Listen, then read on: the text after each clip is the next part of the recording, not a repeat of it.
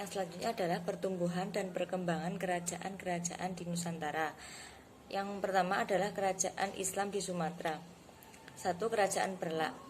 Kerajaan Perlak berdiri pada tahun 173 Hijriah. Sebuah kapal yang berlayar dengan pimpinan Mahda Khalifah di Teluk Kambai, Gujarat, berlabuh di Bandar Perlak dengan membawa kira-kira 100 orang anggota dakwah yang terdiri dari atas orang Arab, Persia, Hindia. Mereka menyamar sebagai awak kapal dagang, Khalifah menyamar sebagai kaptennya. Mahda Khalifah adalah seorang yang bijak dan dalam dakwahnya dalam kurung waktu yang abad mewurah raja, seluruh kemewurahan Perlak yang beragama Hindu Buddha dengan sukarela masuk Islam. Selama proses pengislaman yang relatif singkat, para anggota dakwah telah banyak yang menikah dengan wanita Perlak. Di antaranya adalah anggota dari Arab suku Quraisy yang menikah dengan putri istana keturunan Perlak yang melahirkan seorang Indo-Arab bernama dengan nama Sayyid Abdul Aziz. Yang kedua adalah Kerajaan Samudra Pasai. Kerajaan Samudra Pasai juga dikenal dengan Samudra Pasai atau Samudra Darussalam. Adalah kerajaan Islam yang terletak di pesisir pantai utara Sumatera, kurang lebih sekitar kota Lok Sumawe, Aceh sekarang. Kerajaan ini didirikan oleh Mirasilu yang bergelar Malik As-Saleh pada sekitar tahun 1267. Raja yang pertama Sultan Malik As-Saleh yang wafatnya pada tahun 1696 Hijriah atau 1297, kemudian dilanjutkan oleh pemerintahannya Sultan Malik At-Tahir. Yang selanjutnya adalah Kerajaan Aceh Darussalam. Kerajaan Aceh Darussalam berdiri pada abad ke-15 1496. Pendirinya adalah Ali Muhayyad Shah yang diawali masa pemerintahannya. Wilayah Kesultanan Aceh berkembang hingga mencakup Daya, Pedir, Pasai, Deli, dan Aru pada tahun 1528. Ali Muhayyad Shah digantikan oleh putra sulungnya yang bernama Salahuddin yang kemudian berkuasa hingga tahun 1537. Kemudian Salahuddin digantikan oleh Sultan Alauddin Riyad Shah Al-Qahar yang berkuasa hingga tahun 1568. Kesultanan Aceh mengalami keemasan pada masa kepemimpinan Sultan Iskandar Muda. Pada kepemimpinannya, Aceh telah berhasil memukul mundur kekuatan Portugis dari Selat Malaka. Yang selanjutnya adalah kerajaan Islam di Jawa. Yang pertama itu adalah Kerajaan Demak, berdiri pada tahun 1500 sampai 1550 Masehi.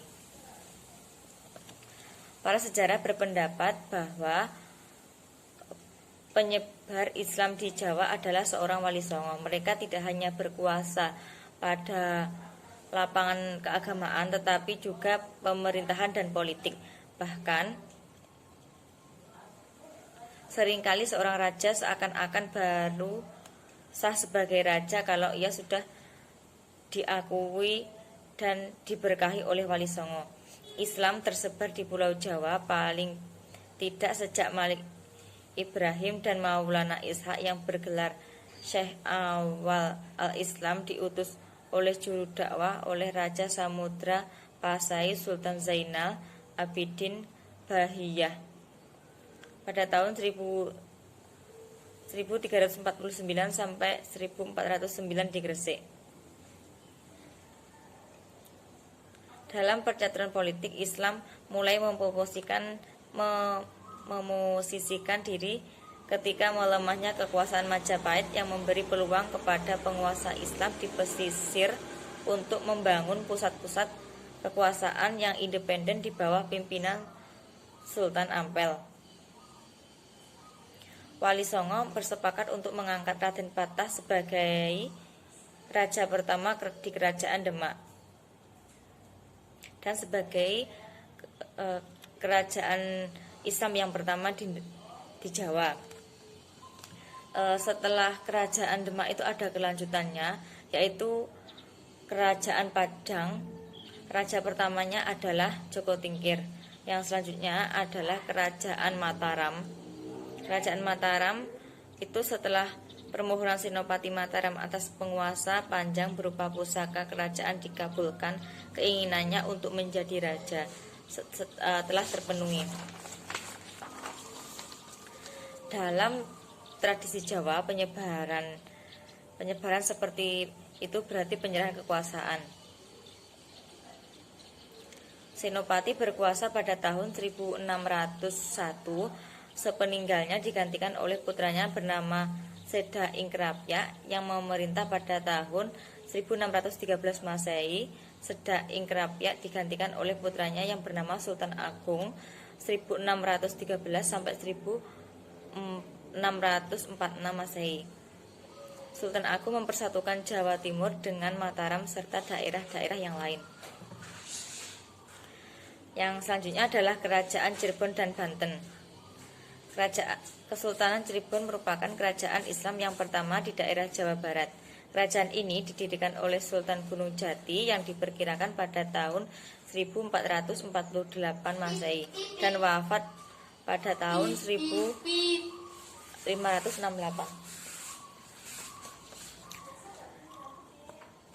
Yang selanjutnya adalah kerajaan Islam di Kalimantan dan Sulawesi Maluku. Pertama adalah Kerajaan Banjar. Yang selanjutnya adalah kerajaan Islam di Kalimantan, Sulawesi dan Maluku.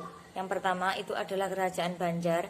Pada awal abad ke-16 Islam masuk ke Kalimantan Selatan, yaitu di Kerajaan Daha atau Banjar yang beragama Hindu. Berkat bantuan Sultan Demak, Sultan Trenggono,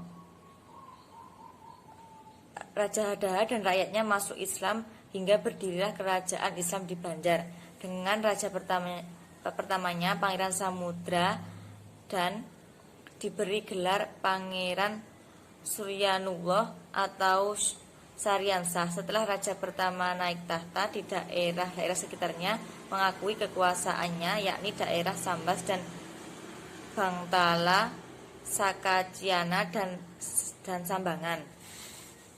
Yang kedua adalah Kerajaan Talo.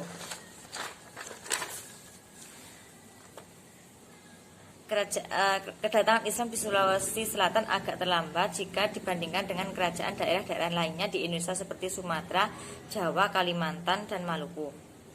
Abdul Jawad Khatib Bungsu yaitu dikenal dengan nama Datuk Rio. Adapun raja yang pertama menerima Islam sebagai agamanya adalah Raja Talo yang bernama Imalingkang dan Manyonri Kareng Tamanagari Batobaireng. Tanggal resmi penerimaan Islam itu ialah Jumat 22 September 1605 atau 9 Jumadil Awal 1014 Hijriah. Sebagai raja yang mula-mula memeluk agama Islam diberilah baginda nama Islam, yaitu Sultan Abdullah Awalul Islam. Yang terakhir adalah Kerajaan Ternate dan Tidore. Kerajaan Gapi atau yang kemudian lebih dikenal dengan Kesultanan Ternate mengikuti nama ibu kotanya, adalah salah satu dari 4 kerajaan Islam di Maluku dan merupakan salah satu kerajaan Islam tertua di Nusantara. Didirikan oleh Ba'at Mansur Malomo pada tahun 1257. Kesultanan Ternate memiliki peran penting di kawasan timur Nusantara antara abad ke-13 hingga abad ke-17. Kesultanan Ternate menikmati kegemilangannya di paruh abad ke-16 berkat perdagangan rempah-rempah dan kekuatan militernya. Di masa jaya kekuasaannya membentang mencakup wilayah Maluku, Sulawesi Utara, dan Timur Tengah, bagian selatan Kepulauan Filipina hingga sejauh Kepulauan Marshall di Pasifik.